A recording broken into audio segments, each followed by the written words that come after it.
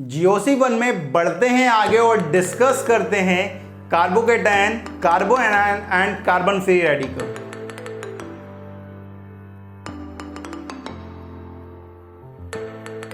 Carbocation की बात करेंगे भाई। कार्बोकेटायन कुछ इस तरह से होता है, ये कार्बन इसकी 3 वैलेंसी सेटिस्फाई होती है और इस पर पॉजिटिव चार्ज होता है। ठीक है, अगर मैं इस कार्बन को देखूं तो इसके पास टोटल कितने इलेक्ट्रॉन है? 2 इलेक्ट्रॉन यहां, 2 इलेक्ट्रॉन यहां, 2 इलेक्ट्रॉन यहां, तो टोटल इसके पास 6 इलेक्ट्रॉन्स होते हैं। 6 इलेक्ट्रॉन हैं, ठीक है, तो इसका इनकम्प्लीट ऑक्टेट है भाई। ठीक है, अगर मैं इसके हाइब्रिडाइजेशन पर बात करूं तो हाइब्रिडाइजेशन कितना होने वाला है? 1 सिग्मा ये, 1 सिग्मा ये, 1 सिग्मा ये, 3 सिग्मा है, तो हाइब्रिडाइजेशन क्या होने वाला है भाई? sp2 हाइब्रिडाइज होने वाला है भाई। ठीक है, अगर इसका इनकम्प्लीट ऑक्टेट है तो ये लुईस एसिड की तरह काम करेगा भाई।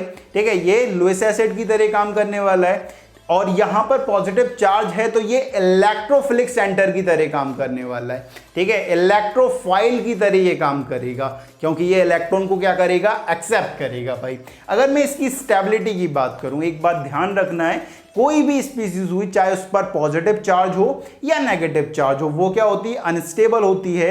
वो स्पीसीज ये चाहती है किसी भी तरीके से उसका क्या हो जाए? चार्ज कम हो जाए। ठीक है, चार्ज चला जाए भाई। ठीक है, पॉजिटिव या नेगेटिव से वो न्यूट्रल की तरफ मूव करना चाहती है। अब यहां पर पॉजिटिव चार्ज है, इसका पॉजिटिव चार्ज किस तरह से कम होगा भाई? इसके पास क्या है? इलेक्ट्रॉन्स की कमी है। अगर कोई इसे इलेक्ट्रॉन डोनेट कर दे तो इसके पॉजिटिव चार्ज क्या हो जाएगा? कम हो जाएगा। अगर पॉजिटिव चार्ज कम होगा तो इसकी स्टेबिलिटी क्या हो जाएगी?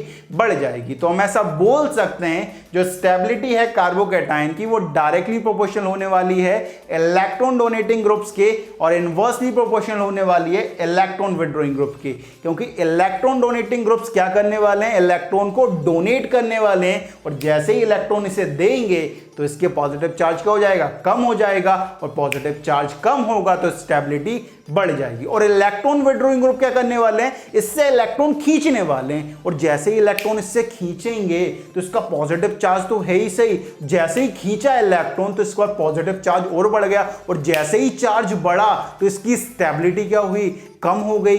ठीक है, तो हम ऐसा बोल सकते हैं कि जो इलेक्ट्रॉन डोनेटिंग ग्रुप्स हैं वो इसकी स्टेबिलिटी को बढ़ाएंगे और इलेक्ट्रॉन विड्रॉइंग ग्रुप्स इसकी स्टेबिलिटी को कम कर रहे हैं। आई फैक्ट के बेसिस पर बोलें तो जो प्लस आई फैक्ट है वो इसकी स्टेबिलिटी को बढ़ाने वाला है, क्योंकि प्लस आई वाले जो ग्रुप्स हैं वो क्या करने वाले हैं? इलेक्ट्रॉन डोनेट करने वाले हैं और जो माइनस आई वाले ग्रुप्स हैं वो क्या करने वाले हैं? इसकी स्टेबिलिटी को कम करने वाले हैं, क्योंकि माइनस आई ग्रुप्स इससे इलेक्ट्रॉन विड्रॉ करने वाले हैं। ठीक है, जैसे एग्जांपल से समझ सकते हैं, यहां पर 2 कार्बोकेटायन मैंने बना के रखे हुए हैं, एक कार्बोकेटायन ये, एक कार्बोकेटायन ये। इस कार्बोकेटायन में यहां पर 3 CH3 कनेक्टेड है और यहां पर 2 CH3 और 1 H कनेक्टेड है। आप जानते हो CH3 कौन सा इफेक्ट लगाता है भाई? प्लस आई, मतलब ये CH3 इलेक्ट्रॉन को क्या करेगा? डोनेट करेगा। ये CH3 भी क्या करेगा? इलेक्ट्रॉन को डोनेट करेगा। ये CH3 भी क्या करेगा? इलेक्ट्रॉन को डोनेट करेगा।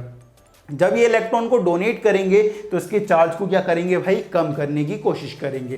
ठीक है, और यहां पर अगर बात करें तो ये वाला CH3 डोनेट करेगा, ये वाला CH3 डोनेट करेगा, लेकिन H तो कोई इफेक्ट नहीं लगाता ना, मतलब ये ना डोनेट करेगा ना विड्रॉ करने वाला है, क्योंकि इसका इफेक्ट कितना होता है? 0 होता है। ठीक है, ये डोनेट कर रहा है, ये डोनेट कर रहा है, ये दोनों इसके चार्ज को कम करने की कोशिश कर रहे हैं भाई। ठीक है, ये वाला जो CH3 है, 3 CH3 इसके चार्ज को ज्यादा कम करेंगे और 2 CH3 इसके चार्ज को कम करेंगे भाई। तो कम चार्ज कहां पर डेवलप हो रहा है? यहां पर कम चार्ज हो गया भाई। ठीक है, यहां पर फिर भी इसके कंपैरिजन में ज्यादा चार्ज है। अगर कम चार्ज है तो इसकी स्टेबिलिटी क्या होने वाली है? ज्यादा होने वाली है एज कंपेयर टू दिस। ठीक है, दूसरा हमारे पास आता है कार्बोएनायन। ठीक है, कार्बोएनायन कुछ इस तरह से होता है कि कार्बन उसकी 3 वैलेंसी सेटिस्फाई और इस पर नेगेटिव चार्ज होता है। अगर इसके वैलेंस इलेक्ट्रॉन की बात करें तो टोटल वैलेंस इलेक्ट्रॉन 8 होते हैं। कंप्लीट ऑक्टेट होता है और ये sp3 हाइब्रिडाइज्ड है। कंप्लीट ऑक्टेट है तो लुईस बेस की तरह काम करने वाला है, न्यूक्लियोफिलिक सेंटर की तरह काम करने वाला है, न्यूक्लियोफाइल की तरह काम करने वाला है। ये क्या करने वाला है? इलेक्ट्रॉन को डोनेट करने वाला है भाई। ठीक है, अगर मैं इसकी स्टेबिलिटी की बात करूं, मैंने कहा है कोई भी स्पीसीज हो चाहे पॉजिटिव या नेगेटिव, वो क्या होती है? अगर उस पर चार्ज है तो वो अनस्टेबल है। वो ये चाहता है कि उसका चार्ज क्या हो जाए? कम हो जाए। जैसे ही इस पर नेगेटिव चार्ज आया तो इसने सोचा कि भाई मेरा ये चार्ज किस तरह से कम होगा। ठीक है, इसके पास नेगेटिव चार्ज है ना, नेगेटिव चार्ज कब कम होगा? जब ये कोई इससे इलेक्ट्रॉन को खींच ले, क्योंकि इलेक्ट्रॉन नेगेटिवली चार्ज होता है भाई। कोई इससे इलेक्ट्रॉन खींचेगा तो इसका नेगेटिव चार्ज क्या हो जाएगा, कम हो जाएगा।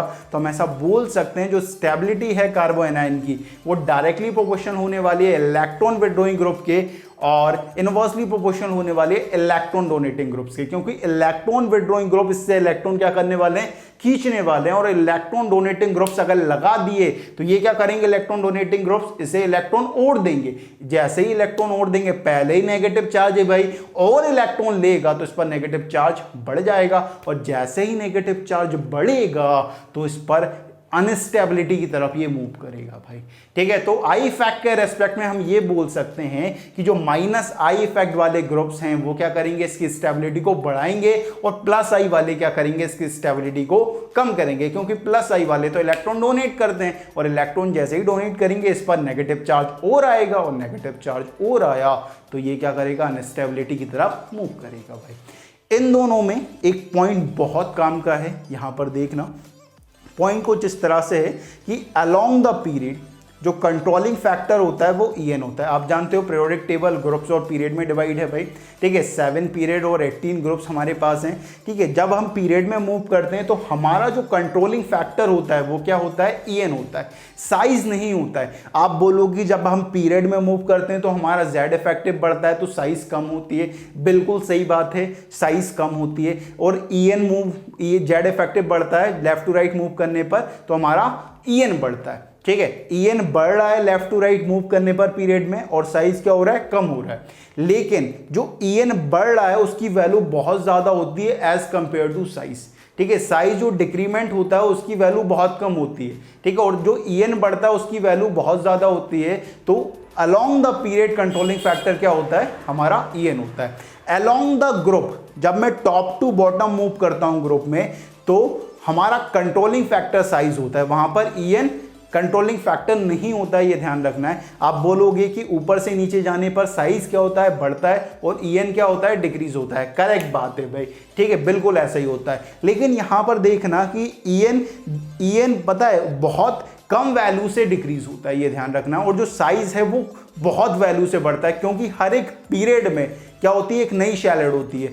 फर्स्ट से सेकंड में, सेकंड से थर्ड जब मूव कर रहे हो, थर्ड से फोर्थ, तो हर एक पीरियड में नई नई शेल ऐड होती जा रही है, जिसकी वजह से साइज की जो इंक्रीमेंट होता है वो बहुत ज्यादा होता है। तो along the group controlling factor हमारा size, along the period controlling factor हमारा EN। एक बात ध्यान रखना है, जो नेगेटिव चार्ज होता है वो ज्यादा स्टेबल होता है मोर EN और बिगर साइज पर, और जो पॉजिटिव चार्ज होता है वो ज्यादा स्टेबल होता है लेस EN और स्मॉल साइज पर। इस पॉइंट को बहुत गौर से देखना है भाई, ये पूरा GOC1 में काम आएगा। ठीक है, ये पॉइंट पूरा GOC1 में काम आने वाला है। ठीक है, अब यहां पर एक पॉइंट आता है। ठीक है, carbocation, कार्बो anion and carbon free radical. ठीक है, कार्बन फ्री रेडिकल इसका भाई ये भाई बिल्कुल डिट्टो है। बस यहां पर अगर कार्बन फ्री रेडिकल बनाना चाहूं तो कुछ इस तरह से होता है। कार्बन फ्री रेडिकल कुछ इस तरह से होता है। ये कार्बन, इसकी 3 वैलेंसी सेटिस्फाई होती है और इसके पास एक अनपेयर्ड इलेक्ट्रॉन होता है। टोटल इसके पास कितने इलेक्ट्रॉन होते हैं, 2, 4, 6 और 1, 7। टोटल 7 इलेक्ट्रॉन होते हैं। इसका इनकम्प्लीट ऑक्टेट होता है, sp2 हाइब्रिडाइज होता है, लोएस्ट एसिड की तरह काम करता है, इलेक्ट्रोफिलिक सेंटर है, इलेक्ट्रोफाइल की तरह काम करेगा क्योंकि इनकम्प्लीट ऑक्टेट है भाई।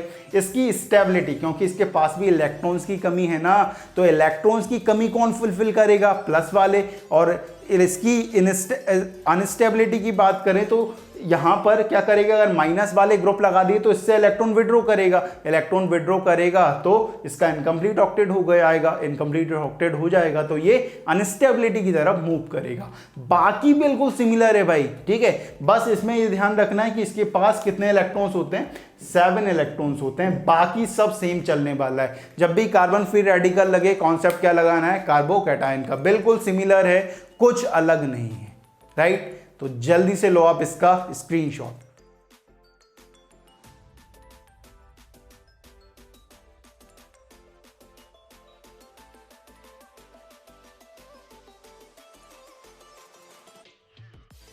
तो ले लिया है भाई आपने इसका स्क्रीनशॉट। तो इस वीडियो में बाबा जी की तरफ से इतना ही। जय हो।